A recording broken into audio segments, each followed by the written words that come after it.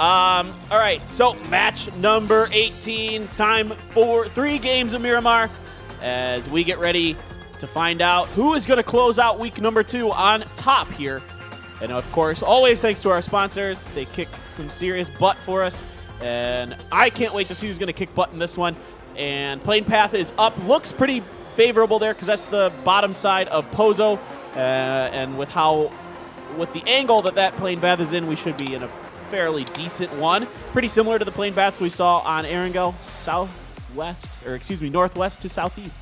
But because Miramar is just a little bit more congested in terms of compounds, it's going to be a little bit more centric in comparison to what happened in Erangel. So it's going to be not too bad for teams except the Freakazard Gaming or the teams that goes up northeast. It's going to have a little bit of an issue, but this time around, teams are going to fly hard.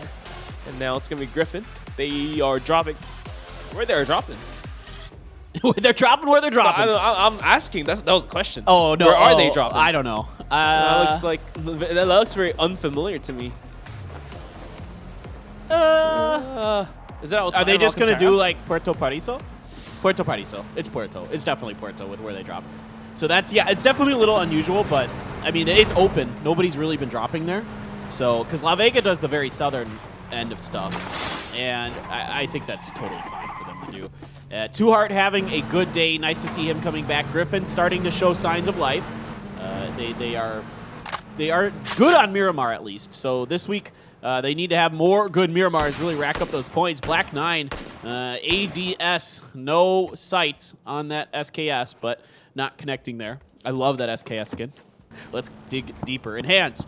Howl, speaking of Howl, and we gave him a little bit of shade earlier, and let's see if maybe Howl can make us eat our word. As, oh, man, no.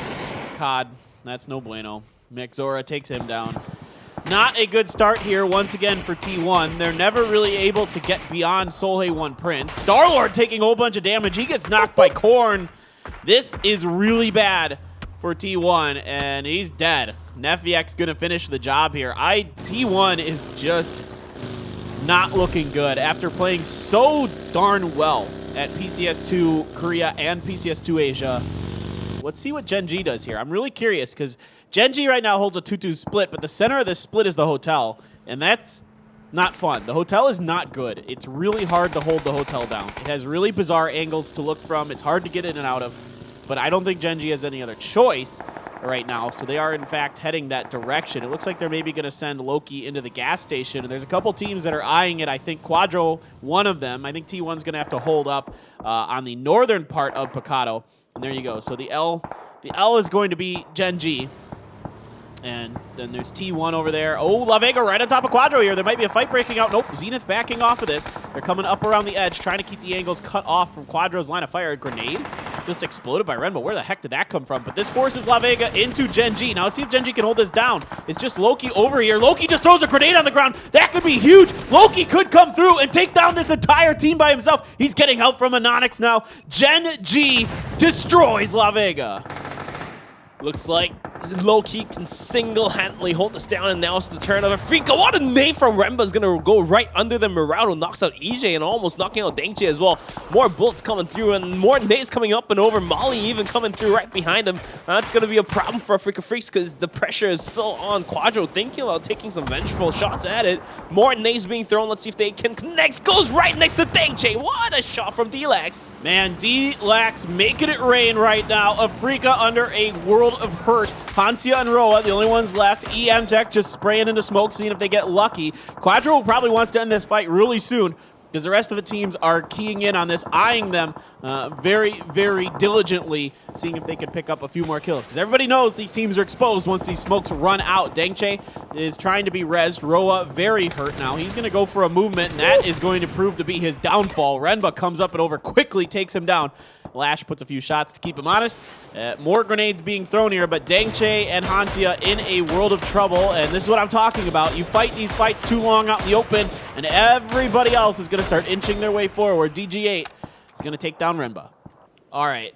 This circle is going to be really important. How much of Picado is still going to be in this, and which direction from Picado is it going to shift? Because, you know, whatever team is on that edge of Picado is going to be favoring, and so it's going to favor Gen.G the most for all those Bacado teams. They're going to have a tough lockdown, though. That is the hardest edge of Bacado to hold down for sure. We saw them do it once already against La Vega, though. Although, to be fair, La Vega just kind of funneled themselves into Loki, who had a really good reaction with his grenade and having his gun out there, and a little help from Anonix. So, good hold for Gen.G so far. Let's see if they can keep it going. Entis has a wonderful, wonderful position in this circle if they can hold down the southern edge from a potential Soul Hay-1 Prince move. Jeff Locka, Flock of Flame! Getting it done. Wowzers. Sweating bullets. He doesn't even stop spraying. He just goes at it, knowing that every single player from Soul Hero Prince that pushed him is completely knocked out by him. And looks like Kiravi has favored that, and he's going to be back in that one. It's going to be Kim Goni and Hut as well. Kim Pirates going for a nice rat push. Joy's going to be up on the front, pulls up with the buggy, has a molly, tosses that right inside. Kim Goni tries to go for the exit, but Black Knight has an angle from the window. Just a slight shot, but he makes it still. And even if he missed those shots, the molly would have done the job. So that'll be Kim Goni gone. Soul Hay-1 Prince is going to be knocked out.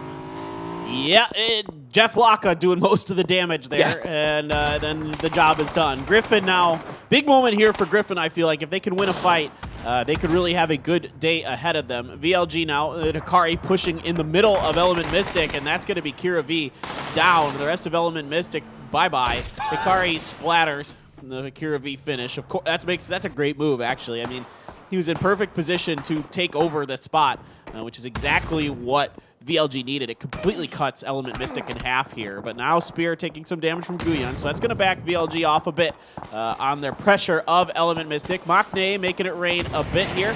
Those grenades off mark, though, as he takes some damage himself. Lambu and Deva pushing through. Back over to the fight between Griffin and, oh, they're coming up over the top. Czar takes down a bunch of Griffin. Asura is on the ground. Griffin falling apart, and they are out. Rosar and Rage again, getting it done. Rosar picks up 2, and now here comes the push from VLG. Maknae trying to hold it down by the Bronco. Headshots flying by from Deva. Is going to be punched down to the ground, finished off by Hikari, so Element Mystic loses another member in their position, as Lash now, being the solo survivor, has to snake this one out. He has no willingness to pop out once again, but now it's going to be phase number 5, and this is going to be a critical circle. It's going to be shifted up towards north, and VLG is going to be completely fine with this one. Lash actually opens up and will be caught off by Lambu. It looks like he couldn't snake anymore as the elevation difference completely discovered himself. Yeah, I think VLG and Entis are very, very happy with this circle right now. They have, in my opinion, the 2 best spots. You can kind of work those edges of that crater and just kind of funnel your way in. And you have really good, cover and the ability to kind of maneuver along the edge of the crater towards the center of the circle. So for them, I really, really like this. And Adder, nowhere to go, nowhere to hide. DG98, once again, from afar. Going to be getting it done, probably. I'm going to assume that grenade, it's not going to make it, but Adder is going to bleed out anyway. So it's up to Howl, the sole survivor for T1, and he stops up in prones. Is going to try to rat a bit here. EM Tech now in trouble after harassing some teams. They have found themselves outside of the circle. They can see the feet, though, of Afrika. How the heck is Afrika still alive? I just assumed they were dead a long time ago. More grenades raining in, damage being done. Slivers of health for Hansia and Gen.G. That vehicle's going to finish the job. Exactly correct, dude. There they go. EM Tech bobs the freak out of here, and now they might have enough of a window to edge forward. Just about 11 points behind Afrika, so EM Tech has a good shot in stealing number 2 spot. Kim Pirates now pulling up by Entis. Got to be careful with the brakes there, boys, because that's going to roll right behind the nade. It's going to be good enough from Sungjang to knock out Joy. In fact, coming in with a second one to flush that one out. And that will leave only Black Knight on this edge of the hill, and he's going to have to retaliate some sort of fire back. But it's not working out. More mollies, more nades, and more smokes being thrown out to help themselves up, but it's not going to work. Yeah, good grenade from Kale. Finishes Joy. Somehow, some way, Black 9 is still able to move, but it is not going well, that's for sure. There goes Taemin down from Sungjang. 5 kills now for Entis. Entis really looking to pad that lead with Afrika going out early and EMT under a lot of fire. There goes Black 9, and there goes Kim Pirates off to the bottom of the ocean with them. as they cannot find much success in this round. Over to Gen.G, PO and Onyx pushing forward. Howl on the ground. Quadro underneath. PO knows somebody's there. Didn't even need the grenade. PO just double headshots Howl. Out he goes. T1, no placement points for them even. And now EM Tech is heavily favored by this current circle. But back to Entus trying to push out to the edge of the circle. More nades being thrown. Sungjang wasted quite a bit of utilities there, but there's still some left and under. Looks like that was the final nade coming through. And Alphaka trying to hold the line in the front with Dumbo. Let's see if that nade was good enough. Under coming up and over. Finds a good headshot to Dumbo. Knocks him out. And that should be enough to open up the gate there. But more nades being thrown on the faces of Entus, and that should stop them from trying to flush out Dumbo. Yeah, that was a good move there by Under. If you guys didn't catch that, he saw that frag grenade and immediately proned because you take less damage from frags when you're prone. So that's a really nice maneuver by him there. Now, this should allow them to come up and over the hill. They do get the finish on a Dumbo. They spot Alphaka out. Good spray down by Under. That's a twofer for him. That's why you pick this guy up. He is absolutely nuts in close quarters combat. Now they're running around the side, and this is kind of the problem for Entus. It is VSG who is saddled up along the southeastern edge of this circle, and Kale's up front, buying his team a little bit of time. A headshot's going to back him off. Sungjang took a whole bunch of damage, though. He's going to have to try to heal, and a line formation for OGN, and it can only hold on for so much longer, but Mental going to be res, so this might buy them a little bit of time. If they had any more throwables for Entus, they can make them connect. That would buy them even more space. Instead, it's going to be VSG backing off a bit, and Entus rolling more in towards the bottom of that hill. Gen.G's thinking about maybe third-partying onto this one by climbing up the hill, but right now they're not really content to do so. Entus now finally has touched themselves at the edge of the circle where VSG still holding. Hulk's going to open up, and that's a good spray down. Doesn't quite get the knock there, but it should be enough to stop Entus from coming over. Sungjang comes up and over, almost getting a knock there, but Foxy with some good retaliation, good reflex is going to put him back right away. Yeah, there is a fight there on the bottom right between Afrikazar and VLG. Afrikazar is pushing in towards them. Let's come back over to Entus and VSG. Really important fight here for VSG as they want to climb up the leaderboards and, you know, get towards one of those top 6 positions. It is VSG with some smokes. Sungjang now wrapping around the sides, trying to make sure everything is clear. There is still Silky from OPGG, so even though there were some knocks and some finishes for them earlier, Sungjang now kind of rethinking this idea, seeing if he can get a flank, but Silky is not interested in this fight at all. Sungjang's going to see DG. DG down quickly from Sungjang. Really nice work here on the flank side for him, but Hulk's going to come over and finish him off. So good reaction from Hulk, going to finish the job as well. Flushing that down. Under takes a whole bunch of damage from Hulk. Hulk coming up big for VSG right now. Indigo and Kale, the last ones alive. Hulk, can he do that? That's going to be somebody else. That's actually Foxy, but Hulk did the brunt of that work. Now Hulk switched right over to that SKS. Isn't able to get much done because Silky's getting involved. He gets the knock onto Hulk. Kale up top. Him versus Mental. He spots Mental out first. That's going to be Kale getting the job done. And Entus worries that storm very well. And now it's Gen.G's turn to kind of climb up the hill as Entus is dusted. Alka 5 is going to be waiting just a little bit until he peeks out, but he's going to peek out right before the res happens. There he goes, creeping, just slowly edging onto the side of this hill here.